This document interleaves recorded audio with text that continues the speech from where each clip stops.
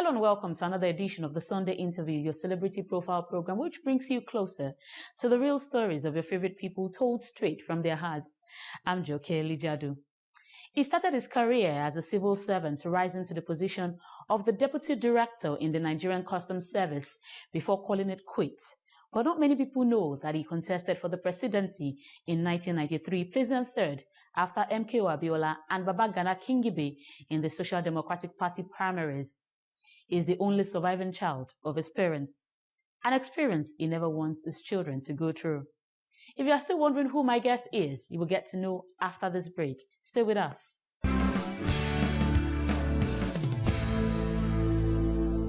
Welcome back. Our guest today has, despite all odds, made a name for himself. Though an only child, he has, in more ways than one, predisposed himself and, of course, his legacies.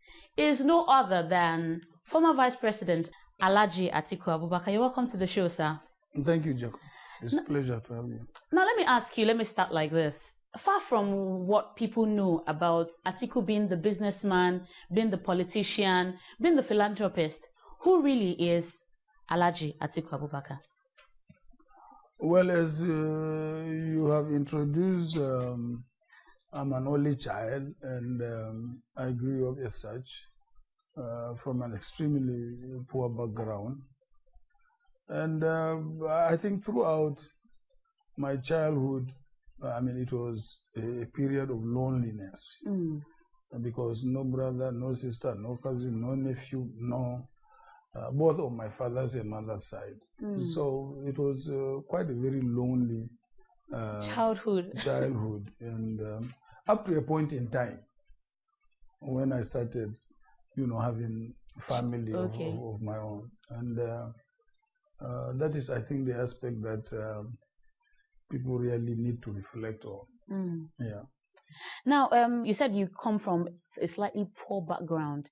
Not slightly. A poor background. A really poor background. A really poor background. Yeah, I'm sure. I remember sometimes we used to have only one meal in a day.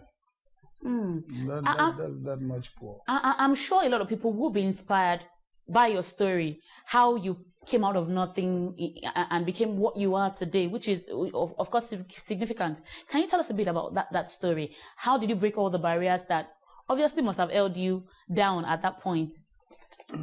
It's sheer determination and hard work. That's actually what brought me up. Sheer determination and hard work. Because as growing up as a child, I used to have a number of activities in a day. Early morning, I would fetch water for the family, then go to school, come back from school, then take the cattle for rearing, and then coming back, I have to fetch firewood, come back, and the cattle was not our own, but it was a wealthier neighbor's own, who would now, in exchange, give us some grains, milk, to feed for the family. So it was really out of very, very hard work, and then trekking 50 miles, to either visit my mother during holidays and then back. Really, it was a really period of hard work. Now, I know that your dad was in a way against the Western education and maybe didn't give you all the support you wanted. How did you manage? Not in a way. He was really outrightly against Western education. Against education. You see, when there were attempts to enroll me into school in Nigeria, he was vehemently against it. He smuggled me across to the neighboring country of Cameroon. He found that they were doing the same thing. Smuggled me back and left me with my grandmother. So it was when I was in hiding in my grandmother's room that I was brought out, by my uncle, my paternal uncle, elder brother to my mother, and then enrolled into school. And by the time I visited him when I was just in primary 2, he would not let me come back. And they had to deploy the local authority police to come get you. To come get me and him too, back to school. And then I was sent back to school. And then he was tried in the local court. And then he was convicted and sentenced to prison. or pay a fine of 10 shillings in those days. He didn't have the money, so my grandmother paid, and he went back to the village. And I never saw him until he died. How inspiring. Very bad. Now, despite all this, at 43, you grew to become the deputy director of the Nigerian Customs Service, an enviable position that I must say. Now, tell me how the journey, into the Customs Service went for you. How was the journey? Again, it was hard work, dedication to my duty, and what is also interesting was that at that point in time there was no northerner who was heading the Customs Service. But then I got promoted every other year to the extent that I ran faster than my colleagues. And by the time I decided to retire, I left my colleagues far behind me back in the service. So it was again hard work, dedication. After you left the Customs Service, you decided to go into politics. Did you? No, business first. Business. In fact, even while in customs, I was venturing into one form of business or the other. Yeah, of course. That's why I didn't particularly say business, because it was part, it was almost pari passu with what you were doing. Yeah. But you went into full-fledged politics, as you left the Customs Service. Did you always know that you were going to be a politician, or was it just something that came by a stroke of luck? I think at a stage when I was in the university, or in fact when I was in the School of Hygiene, that was when I began my political career as a student union activist. Okay. And then moved on to the university, and then continued with student union activism from my first year right through the end of my university days. In those days, most students get involved in politics either in their second year or third year when they would have. But in my own case, from the first year. That was at Ahmadu Bello University. Yes, and I got involved in student union activism until I left. And of course went into the civil service, and I knew it was a matter of time before I would go back to politics again. I'm sure a lot of people would like to know, do you cook? Do you wash? How much of a family man are you? What are some of the things that you do? At the early stage of my family life, I cooked, particularly when I attended courses abroad. I was cooking. I washed only my very, very personal, like my undies. Okay. My handkerchiefs. Yes, that I wash every morning till today. When I get into the bathroom, before I come out, I make sure I wash my hands. Yes, okay, good to know you're Okay, now, if anybody wanted to wow you with some kind of special delicacy, what would that delicacy be? My delicacy is mostly fish, chicken. So fish pepper soup, chicken pepper soup would wow you. Yeah. Okay, that's good. Now let's talk about, all Nigerian men, or most Nigerian men are, football fans. Do you love football? Yes, I love football quite all right, because I also played football in school. I was in the school team and then also the hockey team of the school. I played both football and hockey. So do you have a favorite international club that you support? I have been an Arsenal fan for more than 20 years now. So, I'm sure you want to give some Man U fans some, you support them in a way too.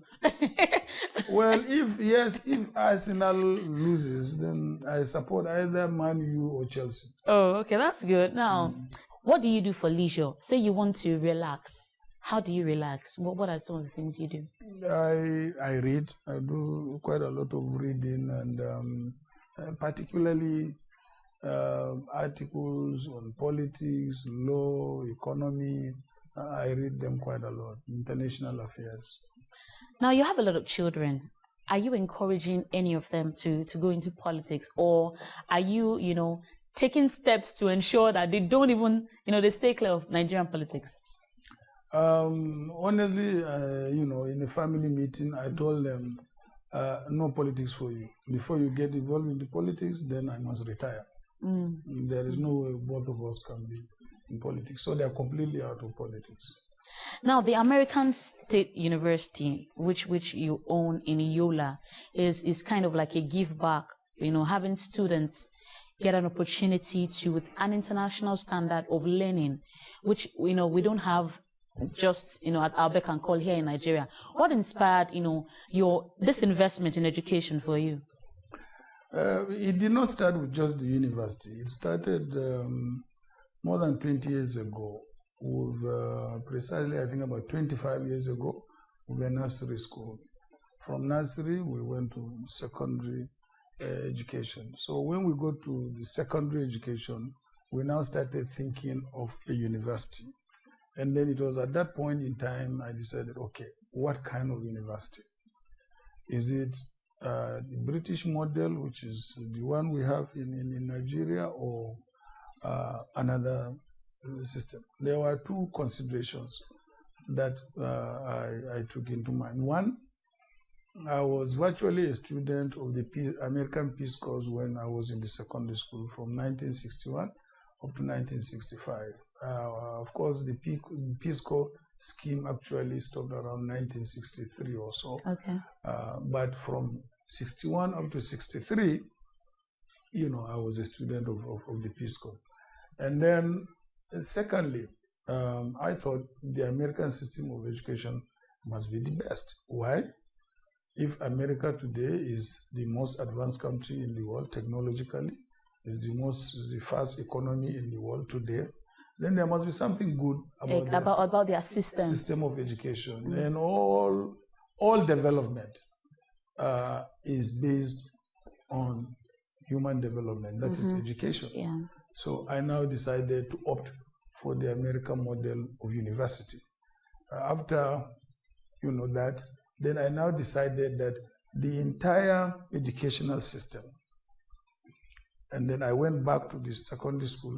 I also converted it into the nursery and the primary. And the nursery and the primary. So today, from kindergarten to university. Up to university. So you can do your master's, you can do your PhD. Postgraduate and every other thing. And then also decide to teach there and retire there. What the Americans call from cradle to grave. Oh, cradle to grave. Interesting. Yes. Now, I would ask you why you decided to do that in Yola. Every other person would have thought, Abuja would, is more central. And of course, it's in the midst of where the money is. And of course, Lagos has more people and has the population. Why did you choose Yola? Because Yola is my home state. Yola gave me all the education, except my university education. And I also felt that starting such a university in Yola will also impact on the immediate community. Universities, worldwide tend to impact economically, socially on their immediate environment. And that is why during one of the Founders Day, I charged the university to be a development university. Okay. Meaning that it is a university that is established to have a direct impact on its immediate environment and also the country at large. So as of today, we are the only development university in Africa.